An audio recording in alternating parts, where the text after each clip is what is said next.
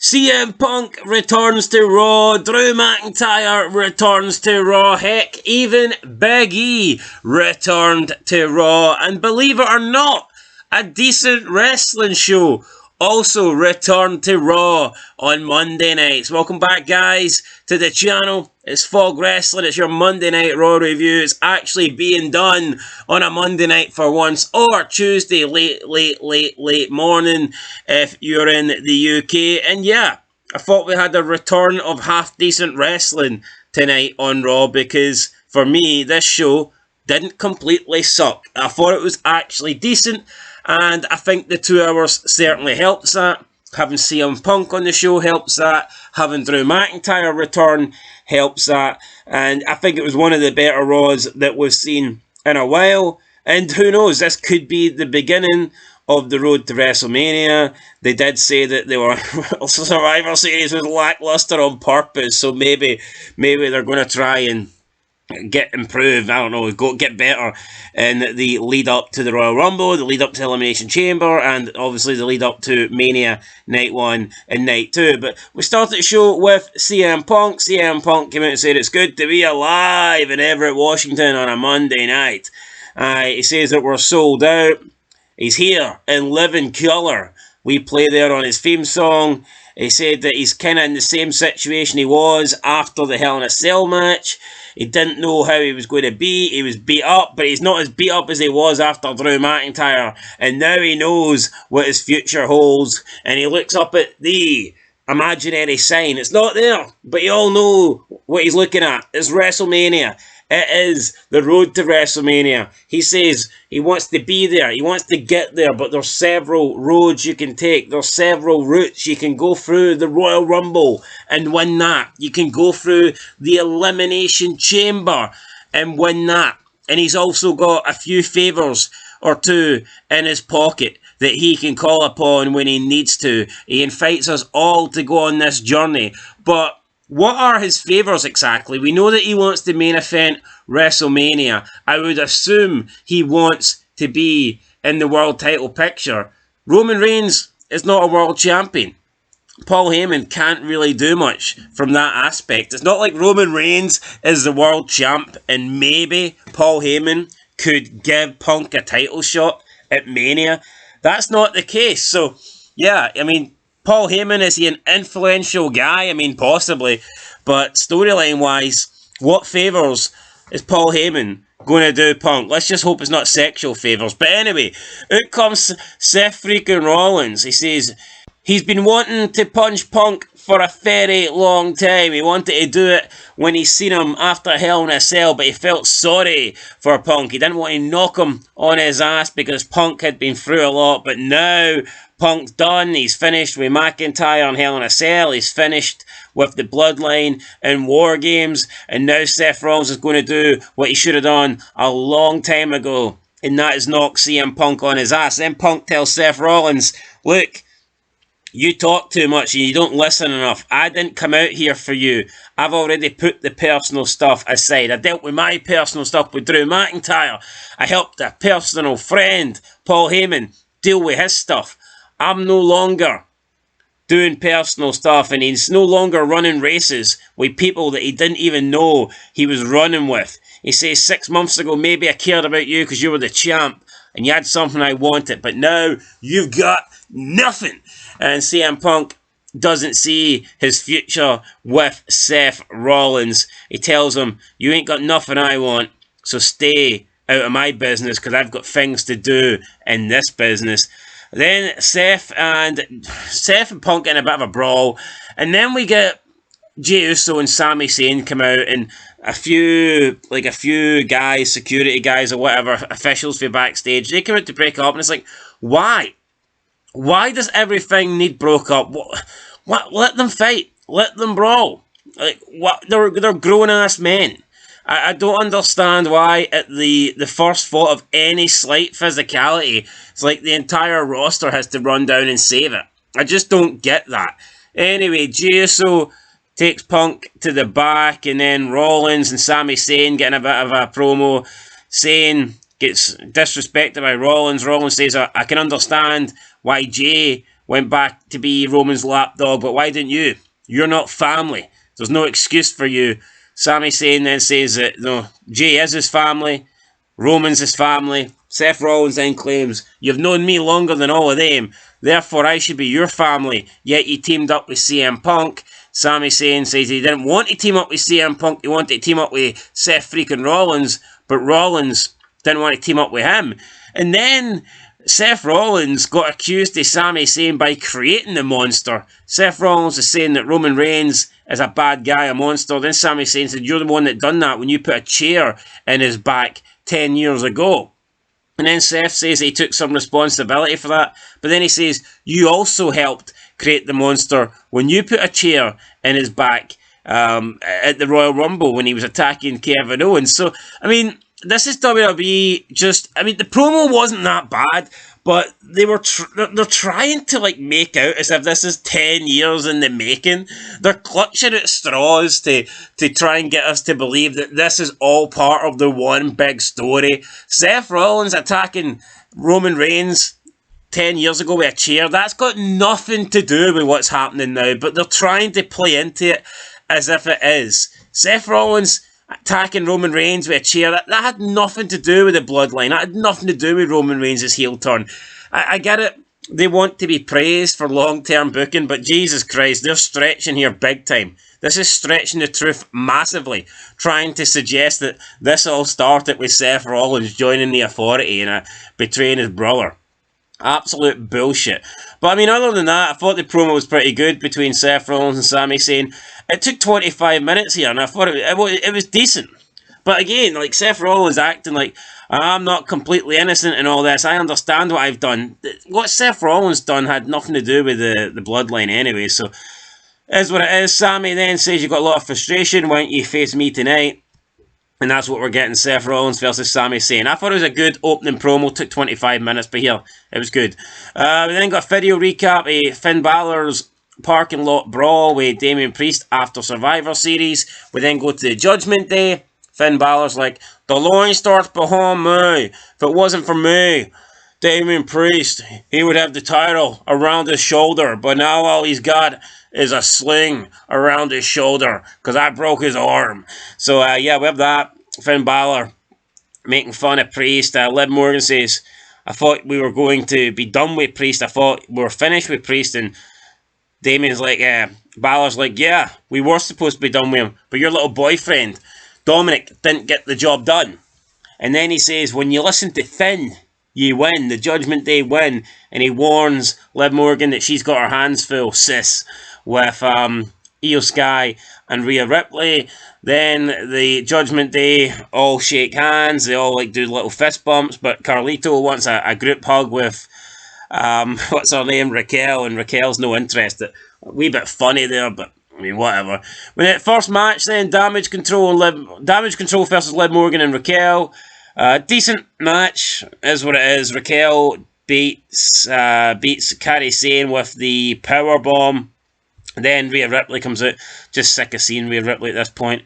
Rhea Ripley gets pushed into the announce table by Rodriguez, damages the eye, and they sell the eye, and then Liv and Raquel make their way to the back. So there you go, just same old shite there, brother. We then get Finn Balor and Dominic. They interrupt a Gunther interview. Finn's like, you should be thanking me, Gunther. That's twice I've helped you beat Damian Priest, and now I'm asking you for a second time, twice, for a title shot, brother. Gunther then says, nah, you don't deserve a title shot, and I didn't need your help to beat Damian Priest. But someone that has beat Damian Priest, and you couldn't, and that is Dominic. And Gunther then says he's got a lot of stroke around here, and he is going to give Dominic a match tonight. Balor wanted the world title match, but Gunther's going to give it to Dominic instead. So, decent. You know what? That is what it is. I can't really say the show's been that bad. So it's been a decent start to Raw. But now it goes downhill. Second match of the night. Shayna Baszler, Dakota Kai, Katana Chance. First round match. WWE Intercontinental Women's Championship Tournament. Just none of these people deserve it. I'm glad Dakota Kai won because she's attractive. And I like Dakota Kai. So, yeah, that's pretty much it, as my can of Pepsi just falls on the fucking floor. and I need to reach and grab it. Pepsi Phil. Thankfully, though, it wasn't open, so aye. Pepsi Max, guys, you can get like 24 cans of these, I believe, at Tesco for £7. A pretty good deal, but we're not being sponsored by Tesco, so Tesco ain't paying us money. If you want to pay us a little super chat, though, then feel free to do so. But I just gave Pepsi Max there free commercial advertising. Is what it is. Cut them a promo. Right, anyway, speaking of promos, fucking Shayna Baszler sucks. Dakota Kai wins. Just proof here that we don't need a mid-card women's belt when this is the kind of people that are going to be involved in that.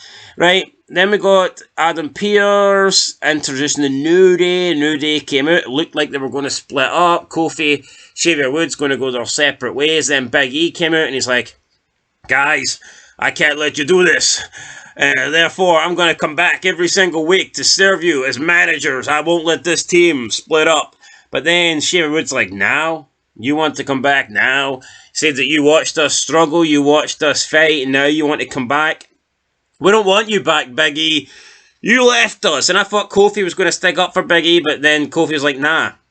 So what, Big E? You broke your neck. Stone Cold Steve Austin broke his neck. He came back. Kurt Angle broke his neck. He came back. Edge broke his neck. He came back. Alright, the difference with those guys are they're fucking legends, okay? And we all wanted them to come back. Nobody cares about Big E. I'm sorry, it's just is what it is. I mean, Big E's not... He's not in the category of those guys. But, I mean, I get it. Could Big E come back? But also, yeah... Like, there's more money for those guys to make. They were massive draws. So, first of all, if they can come back, then they're going to try and come back. So, I mean, I get that. Plus, I just feel like years ago, like 20 years ago, 10 years ago, 15 years ago, whatever, I think it would have been more likely to be accepted back. I think that WWE would have looked past injuries, especially with McMahon. I think McMahon would have been like, he's broke his neck, fuck it. But now I think with WWE, you could certainly imagine them being a lot more careful and safe. And I think it would be harder to get cleared and stuff like that. So, I mean, it's a different time and it's a different era. I mean, if Big E was over and he got this injury in the late 90s, early 2000s, he probably would have come back after a year. But, I mean, it is what it is. Just like when Hardcore Holly came back. But he never got a mention there. And that was it. They just kind of buried Big E. He says, come on, guys, I've been doing scans, x-rays, MRIs, and then they say, look, you didn't even need surgery yet, you left us. They say, look, get out of here, we don't want you. Big E wants a hug. He's not ready to throw away 10 years of the ring, but Kofi and Woods, they don't want a hug, and instead they just shake each other's hands, and they say, we'll call you if we need you. And that was it. You know what, I liked it. I thought it was good. I cannot stand the New Day. And honestly, I think they're so overrated. People say they're the greatest tag team or greatest faction of all time. They're not. They're so fucking corny. They're so gay. I mean, just look at their bright colours, bootios, wearing fucking unicorns on their head. I don't see how you can't compare that to the NWO. You can't compare that to D-Generation X, Evolution, or whatever. All the great factions. However, this was a good promo. I did enjoy it. So yeah. Then we got a Karrion Kross vignette. He's upset with Nikki Cross for attacking Scarlett, but she's a woman, so he can't do nothing about it. He's acting like he's pissed off and he's going to do something, but he ain't going to do... You ain't going to do nothing. You ain't going to do nothing. So, what's the point? Third match, Gunther, Dominic. Decent wee match. Dominic picked up some momentum, but in the end, Gunther wins with a powerbomb. Then Balor comes out, attacks Gunther, and hits 3 coup de grace and dumps the world title on Gunther, so that was no bad. We then got Pete Dunne versus R-Truth. They were Dunne was getting called Butch. Truth rolled up Dunne. 1, 2, 3. R-Truth wins. Just a quick throwaway match here. Absolutely nothing. We then seen that Braun Breaker and Ludwig Kaiser were backstage. Ludwig wants a shot. Gunther's stock's dropping according to Braun Breaker. Braun Breaker's like, if I was you, I'd try and get away from Gunther as fast as possible because his stock is dropping and you don't want to be in his shadow. And Braun Breaker basically says he's going to give Kaiser a shot at the title. Just don't really care. Don't care for Kaiser. And I like Breaker, but I don't really care for Breaker right now. Is what it is, kind of sad. We then see that Jey Uso is attacked backstage. It doesn't look like a bad injury, but Sami Zayn pisses his pants over it. He gets really upset, and now he's furious. He wants to take on Seth Rollins. He wants to make Seth Rollins pay. We then get the match, and it was an okay match. It is what it is. Sami picks up a chair. Seth Rollins is like, come on, I didn't do it. It wasn't me. Wasn't me, Sammy. Use your brain. You got a lot of heart, kid, but you don't have a brain. I didn't do nothing. Then Seth Rollins convinces Sammy it wasn't him. Rolls him up. 1, 2, 3. Sammy gets beat. Seth Rollins is like, it wasn't me, but maybe it was CM Punk. And he tells Sammy, you know what, kid, you've got heart, but you need to be smarter. And then Seth Rollins leaves. Sammy turns around and he eats a Claymore for dinner, because Drew McIntyre has returned, and maybe Drew McIntyre is going to go through a list of people now that he doesn't like, and Sami Zayn could be on that list considering he teamed up and helped CM Punk. He helped the Bloodline, and you know that is two people, a faction and a person that Drew McIntyre just does not like. We know he doesn't like the Bloodline. They screwed him at the title. CM Punk screwed him at the title. If you're a friend of the Bloodline, if you're a friend of Jey Uso, if you're a friend of CM Punk, then you're not a friend of Drew McIntyre. So that means that Sami Zayn could be in those crosshairs. But anyway, guys, that is where we're going to end it. That is Monday Night Raw. I thought it was a decent show. Honestly, it was alright. It was not bad at all. I'm going to give it a 5 out of 10. I thought it was solid. It wasn't great. I mean, I wouldn't go as far as saying it was good, but it didn't suck. You know, it was actually decent. This was better than Survivor Series, hands down. Even though Survivor Series did have that big main event match, and obviously Raw didn't really have that, but still, I thought this was a better show. And I mean, 2 hour Raw is all the way to go, and it's just a shame it's gone back to 3 hours, and it's a shame SmackDown's going to 3 hours, because, yeah, I really think we could see WWE getting even worse than it currently is right now. But yeah, I thought it was decent tonight, guys. So yeah, good stuff. We'll catch you in the next one. I'm giving it a 5 out of 10. Let me know your thoughts down below. Not a lot more else to add. Drew McIntyre's back. I'm happy to see Drew back. I've missed Drew. His match against Punk at Bad Blood was great inside Hell in a Cell. And I'm hoping that Drew can come back and get some momentum going. I think Drew should have another championship run. Obviously, his last one only lasted 5 minutes, so he needs to get another shot at the belt. CM Punk's another guy that needs a shot at the belt. But now with WWE and their long title reigns, and the fact that they drag everybody out, it could be a year. You could be looking at like over a year before Drew or Punk get a world title. That could be how far we're looking at. So yeah, it's going to be interesting to see what happens. I mean, could Drew make...